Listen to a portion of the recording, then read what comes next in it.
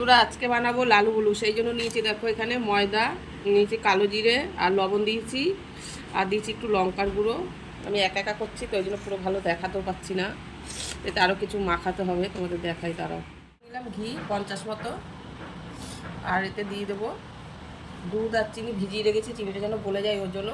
আর ময়দাটা ভালো করে আগে মাখিয়ে নিই, তারপর দিয়ে আবার রেখে। বন্ধুরা এই যে মাখা হয়ে গেছে, এখন 10 মিনিটের জন্য রেখে দেবো। 10 মিনিট পরে আবার ফিরে আসছি। চারধার কেটে নিয়েছি, এবার এরকম করে সব ছোট ছোট করে কেটে নেব। না তারপর আবার ছোটো ছোটো চৌকো চৌকো হবে, ওই জন্য চারধারটা কেটে নিলাম। এবার সব চৌকো চৌকো করে কেটে নেবো। বন্ধুরা এইভাবে কেটে নিয়েছি, এবার সব একটা একটা করে তুলে নেবো, নিয়ে কড়াইতে ভেজে নেবো। তেল গরম করে কিন্তু আবার একটু ঠান্ডা করে নিলাম, এবার দিয়ে দেবো।